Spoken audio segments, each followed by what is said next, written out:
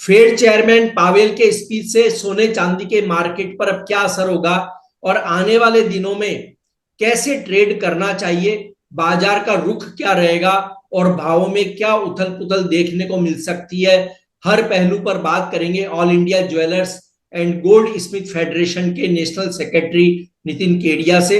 मैं हूं कमल शर्मा। नितिन जी, आपका स्वागत है मोलतोल में। धन्यवाद कमल जी। बहुत जी बहुत नमस्कार। शुक्रिया। नितिन जी, अमेरिकी फेड चेयरमैन पावेल के स्पीच की क्या क्या खास बातें रही और सोने चांदी के बाजार को इससे क्या दिशा मिलती दिख रही है आपको? कमल जी, मैं अपनी बात बोलने से पहले ना आपको एक सैल्यूट देना चाहूंगा कि अभी 7 बजे पावेल की स्पीच जो है वो शुरू हुई और पौने 8 बजे तक खत्म हुई है। और आप तुरंत जो है मतलब व्यूअर्स को इसका बेनिफिट मिल सके, क्योंकि ये इतनी सेंसिटिव चीज है जिसकी वजह से बाजार में काफी उथल पुथल हो जाती है। आप बिल्कुल एकदम अपने सेनापति जैसे होते हैं कि हर समय मुस्तैद, बिल्कुल आप एकदम मैदान में आ गए। तो मैं बहुत, और मैं समझता हूँ सारे दर्शक भी जो है वो इस चीज को सराहेंगे। और मैं चाहूंगा कि अगर आपको कमल जी की ये चीज अच्छी लगी तो प्लीज आप इस पे कमेंट जरूर करें, क्योंकि वाकई कमल जी ने बहुत एफर्ट्स लिए हैं इस समय कि रात को 8 बजे जो है वो लाइव होना और फिर उसको कवर करना। तो कमल जी, जो पावेल की स्पीच है उसमें ना दो बातें हैं। हमको आज वर्तमान भी देखना पड़ेगा और हमें इतिहास भी देखना पड़ेगा। वर्तमान ऐसा है कि जिसमें उन्होंने ये बोला है कि अरे आप सितंबर की बात क्यों कर रहे हो, हमने जुलाई में ये कब कह दिया कि हम रेट कट नहीं कर सकते।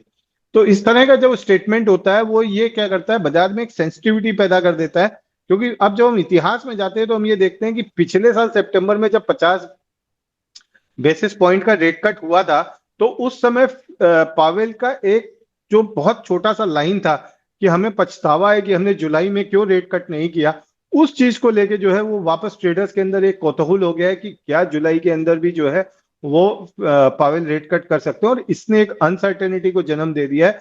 और जैसा कि मैं अपने हर प्रोग्राम में कहता रहा हूं कि गोल्ड अगर किसी चीज को प्यार करता है, गोल्ड अगर किसी चीज को चाहता है, और गोल्ड किसी चीज को जी। अगर शिद्दत से पाने की हसरत रखता है, तो वो है uncertainty. Uncertainty uncertainty uncertainty is something जो गोल्ड के प्राइस को ड्राइव करती है। और कमल जी, मैंने ये बात हमारा जो हमने संडे को 11:30 बजे वीकली प्राइस कहा था उसमें भी हमने एक ही बात कही थी कि ठीक है, हम ये देख रहे हैं कि जियो पॉलिटिकल टेंशन चले गए हैं, लेकिन ये जो तीन दोस्त हैं, एक जो फेड है, दूसरा जो जियो पॉलिटिकल टेंशन है, और तीसरा जो ये अनसर्टेनिटी रहती है, ये तीनों एक ना एक करके एक दूसरे को लीवर गाड़ी का पकड़ाते देते हैं कि भाई अब मैं मेरा हो गया, अब मैं थोड़ी देर आराम कर रहा हूं, अब तू गाड़ी चला। तो अब ग्लोबल जो जियो पॉलिटिकल की अनसर्टेनिटी है वो खत्म हो चुकी है।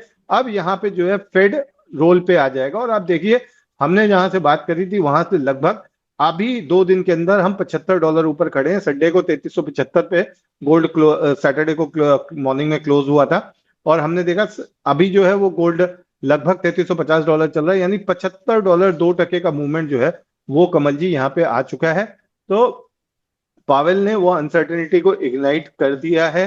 अब यहाँ पे हमें क्या देखना है, हमको बिल्कुल ये नहीं समझना है कि फेड जो है वो रेट कट कर देगा। अभी थर्सडे को जॉब्स के डेटा आने वाले हैं और अगले हफ्ते इन्फ्लेशन के डेटा आने वाले हैं, उसके बाद फेड की मीटिंग है। तो फेड जो भी डिसाइड करेगा वो डिसाइड करेगा जॉब के डेटा को देखते हुए और इन्फ्लेशन के डेटा को देखते हुए। अगर जॉब डेटा उसको कंफर्ट देता है कि जॉब डेटा, जो जॉब मार्केट है वो ओवरहीट नहीं हो रहा है, या जॉब जी। मार्केट में आने वाले समय में किसी तरह की कोई परेशानी नहीं है, और इन्फ्लेशन जो है वो टैरिफ के बावजूद कंट्रोल में है, जिसको फेड कंट्रोल कर सकता है। यहां मैं ये नहीं कह रहा हूं कि इन्फ्लेशन बढ़ के आई तो इसका मतलब फेड रेट कट नहीं करेगा, यहां वो बात बिल्कुल भी नहीं है।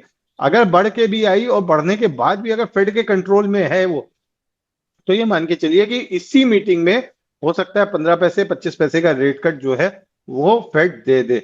लेकिन मैं फिर से वही बात दोहराना चाहूंगा कि जहां पे हम 50 पैसे के रेट कट की एक्सपेक्टेशन कर रहे हैं इस दिसंबर के पहले, जैसे ही पहले 25 बेसिस पॉइंट का रेट कट आएगा, गोल्ड के अंदर 1 या 2 दिन बाद, हो सकता है उसी समय नहीं तो 1 या 2 दिन बाद, हम एक बड़ा करेक्शन आते हुए देखेंगे। कमल जी। जी। और देखिए नितिन जी, फेड चेयरमैन और ईसीबी ने नरम टिप्पणी की है, तो उधर आज बैंक ऑफ जापान के गवर्नर ने भी ऐसी बात कही है कि जिससे ये लगता है कि आने वाले समय में इकोनॉमी में बहुत बड़ा चेंज दिखाई देगा और गोल्ड सिल्वर को सपोर्ट मिलता हुआ शायद संभव रहे। लेकिन आज के स्पीच के बाद आप क्या मानते हैं कि इस साल के, आपने अभी कहा कि हालांकि कि अभी भी हो सकता है एक बार ब्याज दर कटौती हो, लेकिन ऐसा लगता है कि इस साल के अंत तक दो कट शायद फेड कर दे, ऐसा आपको लग रहा है? कमल जी बिल्कुल ऐसा हमको लगता है। अगर मान लीजिए मैं बात करूं, मैं 50 बीपीएस रेट कट की बात कर रहा हूं, मैं एक या दो रेट कट की बात नहीं कर रहा हूं यहाँ पे, क्योंकि हमारे पास जो है वो दो तीन ही मीटिंग्स जो है वो बची हुई है फेड की इस साल के लिए। तो मुझे ऐसा लगता है 50 बीपीएस का रेट कट आएगा। 50 बीपीएस का रेट कट तीन पार्ट में आ सकता है, दो पार्ट में आ सकता है, या एक पार्ट में भी आ सकता है। हो सकता है कि जुलाई में रेट कट ना हो, और हो सकता है अगर डेटा अनप्रेसिडेंटेड आ जाए तो सितंबर में रेट कट ना होके इसको क्रिसमस गिफ्ट की तरह जो है फेड आगे दे दे। फेड के जो चेयरमैन हैं उनके ऊपर चाहे जितना भी दबाव आ जाए, ये बात तो बहुत क्लियर हो चुकी है कि उनको बदला नहीं जा सकता, और यदि उनका जो कार्यकाल है उसमें वो किसी दबाव के आगे झुकने वाले नहीं है, ये भी बात बिल्कुल क्लियर कट एकदम सब प्रदर्शित हो चुकी है। तो कमल जी यहाँ पे ना, यहाँ पे अगर मान लीजिए 25 बेसिस पॉइंट या 20 बेसिस पॉइंट का रेट कट आना है, तो उसके बाद, क्योंकि ये सब कुछ पॉजिटिविटी फैक्टर इन है बाजार के, उसके बाद मुझे लगता है कि फिर गोल्ड के अंदर 150-200 डॉलर की एक बड़ी मंदी देखने को हमें मिलेगी। जी। और तो अब आप ऐसे में सोने के कारोबारियों को क्या सीधी साफ सलाह देंगे, कैसे ट्रेड करें और क्या क्या ध्यान रखें? कमल जी थोड़ा सा मैं वापस इतिहास की तरफ जाना चाहूंगा, जी। लास्ट 2 साल के इतिहास में टेक्निकल चार्ट के ऊपर हमने जब भी देखा, अगर आप संडे का मोलतोल का वीडियो, वीकली वीडियो भी देखेंगे, तो हमने एक बात कही थी कि भले ही आज 50 डेज के एक्सपोनेंशियल मूविंग एवरेज के भाव नीचे जो है वो चल रहा है, और जब भी 50 डे एक्सपोनेंशियल मूविंग एवरेज के भाव नीचे गया है, और जब पलट के भाव ऊपर आया है वहां से, और उसने 20 डेज के ईएमए को क्रॉस किया है, तो 20 डेज के ईएमए से उसने लगभग 3% की तेजी दी है। तो यदि ये इतिहास कायम रहता है, तो 20 डेज का जो ईएमए है कमल जी, वो आ रहा है अभी 3337 के आसपास, यानी वापस जो 3435 का रेजिस्टेंस है वो हमें देखने को मिल सकता है। तो आप बिल्कुल अनफिक्स में मत खरीदिए, अनफिक्स आपका सबसे बड़ा दुश्मन साबित हो सकता है आज की डेट में। तो अनफिक्स में आप बिल्कुल मत खरीदिए, जितना माल आप दुकान पे बेच रहे हैं उसको आप हाथ के हाथ खरीदते चलिए। सोने का जो आपके पास एडिशनल स्टॉक पड़ा हुआ है, अगर आप गोल्ड और सिल्वर दोनों में आपका व्यापार है, तो सोने का जो आपके पास एडिशनल या बफर स्टॉक है उसको आप चांदी में परिवर्तित कर सकते हैं, क्योंकि गोल्ड सिल्वर रेशियो अगर 82-83 आता है, तो लगभग आपका रनिंग स्टॉक जो है वो 8 से 9% का आपको बेनिफिट दे जाएगा। और चौथी बात मैं ये कहना चाहूंगा, एमसीएक्स के ऊपर भी जैसे हमने बात करी थी कि 85-20 85-10 का जो लेवल है ये काफी स्ट्रांग है। अब इसके नीचे ही अगर ये जाता है रुपी तो और स्ट्रांग होगा। तो मुझे लगता है हाल फिलहाल के लिए 85-10 और 20 का सपोर्ट ले लिया है, अब ये ऊपर में शायद एक बार 86-10 या 86-20 का रेजिस्टेंस को भी टच कर सकता है। तो अगर ऐसा कुछ होता है, और अगर डॉलर टर्म्स में गोल्ड जो है वो यहाँ पे बना रहता है, तो एमसीएक्स में हम वापस 99-98,500 तक के लेवल्स देख सकते हैं। तो बिल्कुल भी अनफिक्स मत लीजिए, जितना माल बेचिए उतना माल खरीदिए, और अनप्रेसिडेंटेड रिस्क से बचिए, क्योंकि जॉब डेटा और इन्फ्लेशन डेटा दोनों बैक टू बैक ये वीक और अगले हफ्ते है। कमल जी। नहीं, नितिन जी, अभी जो आपने स्पीच सुना पावेल का, और बैंक ऑफ जापान ने भी बातें कही, ईसीबी ने भी बातें कही, और हम देख रहे हैं कि पिछले कुछ दिनों में कुछ इंटरनेशनल रिसर्च हाउस ने गोल्ड के प्राइस को बुरी तरह टूटने की भविष्यवाणी भी कर दी थी। तो क्या आज के इस घटनाक्रम से गोल्ड में वैसा हाल होगा, या अब सपोर्ट आपको दिखाई दे रहा है कि बाजार में शॉर्ट सेल भूल के भी नहीं करनी चाहिए, क्या करना चाहिए? बिल्कुल। कमल जी फिलहाल तो शॉर्ट सेल से बचना चाहिए। अगर आप शॉर्ट सेल यहाँ पे करना चाहते हैं, तो 3370-72 डॉलर का स्टॉप लॉस लगा के एक छोटी क्वांटिटी में कर सकते हैं। लेकिन कमल जी उन ब्रोकरेज हाउसेस की रिपोर्ट को मैं बिल्कुल नहीं नकारना चाहूंगा। धीरे धीरे करके जो गोल्ड के तेजी के फैक्टर्स हैं वो थकने लग गए हैं। जैसे मान लीजिए सेंट्रल बैंक बाइंग थी, जब ये 2-2.5 साल पहले या रशिया वॉर के बाद शुरू हुई, तो ये काफी लंबे समय बाद एक ये फिनोमिना शुरू हुआ था, जिसमें डॉलर वर्सेस गोल्ड चल रहा था, जहां पे दूसरे एसेट क्लासेस में डॉलर को वो लोग कन्वर्ट कर रहे थे, जिसने गोल्ड के लिए एक बड़े पॉपुलर ड्राइवर का काम किया। फिर जियोपॉलिटिकल टेंशंस हमने 2023 में फिर वापस चलते हुए देखी, रशिया यूक्रेन के बाद जब इसराइल के ऊपर अटैक हुआ अक्टूबर 2023 को, और वो अभी जाके जो है 30 तारीख को खत्म हुई है। तो ये सारे फैक्टर्स ना कमल जी कहीं ना कहीं अब थकने से लग गए। अब गोल्ड को कुछ एक नया ट्रिगर चाहिए, गोल्ड को नया ट्रिगर चाहिए, ताकि वो $3500 के ऊपर जा सके या $3600 के ऊपर जा सके। तो जो लेवल्स दिए हैं उनके बारे में तो मैं नहीं कह सकता, लेकिन हाँ, जैसे ही फेड जो है वो रेट कट कर देता है, क्योंकि आप किसी को जब तक ही डरा सकते हैं जब तक डर जिंदा है, और डर की वजह से गोल्ड को खरीदा जाता है। तो वो डर जो है वो ऑलमोस्ट खत्म हो जाएगा कि अब रेट ऑफ इंटरेस्ट कट होगा तो उसके बाद जो है गोल्ड भाग जाएगा। तो ये जब डर खत्म हो जाएगा तो इस सारे के सब सारे फैक्टर्स धीरे धीरे थकने लग जाएंगे। तब हम देखेंगे कि गोल्ड के जो इन्वेस्टर्स हैं, गोल्ड के जो बड़े ट्रेडर्स हैं, वो शायद एक ऑल्टरनेट एसेट क्लास की तरफ जाएं। और जिस तरीके से आज भी ट्रम्प ने स्टेबल कॉइन की बात करी, अगर आप ध्यान दें, और क्रिप्टो के ऊपर भी थोड़ा सा उनका फोकस रहा है, तो मुझे लगता है कहीं ना कहीं स्ट्रैटेजिक रिजर्व अगर क्रिप्टो की तरफ जाते हैं तो वो हो सकता है गोल्ड से पैसा निकल के जो है वो वापस क्रिप्टो की तरफ जाने लग जाए, और उस समय हम गोल्ड के अंदर एक 10% तक का करेक्शन जो है वो देखें। लेकिन मेरा भी मानना है कि अब जो लॉन्ग पोजीशंस बनानी चाहिए वो यहाँ से कॉशियस लॉन्ग बनानी चाहिए। शॉर्ट से आप इमीडिएट शॉर्ट या मान लीजिए एक मोमेंटम शॉर्ट एक बनाना चाहते तो एक अलग बात है। जैसा हम पहले सजेस्ट कर रहे थे कि शॉर्ट से दूर रखिए, तो अब हमारा सजेशन वहां से इम्प्रूव होकर ये हो गया कि अब आप मोमेंटम शॉर्ट्स की तरफ आ सकते हैं, और लॉन्ग्स में आपको कॉशियस लॉन्ग होने की जरूरत है।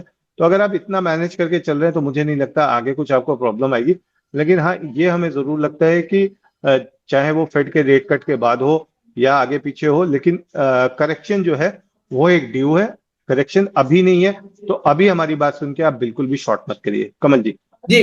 तो नितिन जी, आपने जब क्रिप्टो की चर्चा करी, ये पहले भी आई थी कि भाई क्रिप्टो जो है सोने के लिए घातक होगा क्या, लेकिन हम ये भी देखते हैं कि दुनिया में लोगों का सोने के प्रति जो मोह है वो क्रिप्टो के प्रति नहीं है। क्रिप्टो एक आभासी मुद्रा है। गोल्ड को हम अपने पास भी रख सकते हैं, गोल्ड को छू सकते हैं, देख सकते हैं। सोने का एक मोह है कि यह सबसे सेफ है, हर देश में चल सकता है। क्रिप्टो जरूरी नहीं कि किसी देश में स्वीकार किया जाए। तो क्या आपको वाकई लगता है कि क्रिप्टो बड़ा नुकसान कर पाएगा गोल्ड का? कमल जी, देखिए, मैं एक एसोसिएशन से संबंधित हूँ, तो मैं जो बात कहने जा रहा हूँ वो शायद मुझे नहीं कहनी चाहिए। लेकिन हकीकत ये है कि हम आज, मुझे भी 15 साल लग गए क्रिप्टो की हकीकत को स्वीकारने में, क्योंकि पिछले 15 साल से मैं एक ही बात पकड़ के बैठा था कि इसका मालिक नहीं है कोई, इसका माई बाप नहीं है कोई, और कल को क्रिप्टो अगर बंद हो गया तो क्या होगा। लेकिन जब हम ब्लॉकचेन टेक्नोलॉजी की तरफ जाते हैं, हम ब्लॉकचेन टेक्नोलॉजी को समझने की हम कोशिश करते हैं, तो हम ये देखते हैं कि it's not so much unsecure जितना हम पिछले 15 साल से, मैं अपनी पर्टिकुलर बात करता हूँ तो मैं शायद मेरा वहां पे एक फेलियर रहा कि मैं उस चीज को नहीं समझ पाया और बहुत देर से समझा।